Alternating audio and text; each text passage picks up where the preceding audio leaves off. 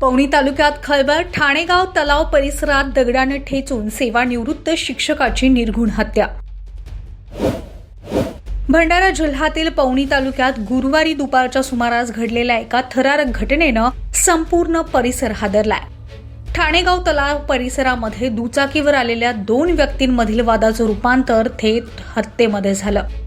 एका व्यक्तीनं सोबत असलेल्या व्यक्तीच्या डोक्यावर दगडानं वार करून त्याची निर्घृण हत्या केल्याची धक्कादायक घटना उघडकीस आली आहे।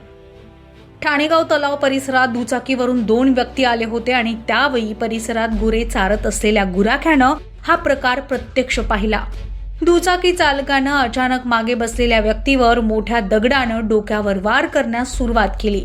या भीषण हल्ल्यामध्ये संबंधित व्यक्तीचा जागीच मृत्यू झाला। मृत व्यक्तीची ओळख लीलाधर नथू मोहरकर वय 62 राहणार कोसरा अशी झाली असून ते सेवानिवृत्त शिक्षक होते। घटनेची माहिती मिळताच गावकऱ्यांनी तातडीनं पवनी पोलिसांना कळवलं। घटनास्थळी दाखल झालेल्या पोलिसांनी पंचनामा करून मृतदेह शवविच्छेदनासाठी पाठवला। तसेच संशयित आरोपीला ताब्यात घेतलं असून त्याची कसून चौकशी सुरू आहे। हत्या नेमकी कोणत्या कारणातून करण्यात आली याचा तपास पवनी पोलीस करतात। या निर्घृण हत्येमुळे ठाणेगाव आणि परिसरात भीतीचं वातावरण निर्माण झालंय। दिवसाढवळ्या घडलेल्या या घटनेनं नागरिकांमध्ये संतापाची लाट उसळली आहे। पोलिसांच्या पुढील तपासानंतर हत्येमागील नेमकं कारण स्पष्ट होणार आहे।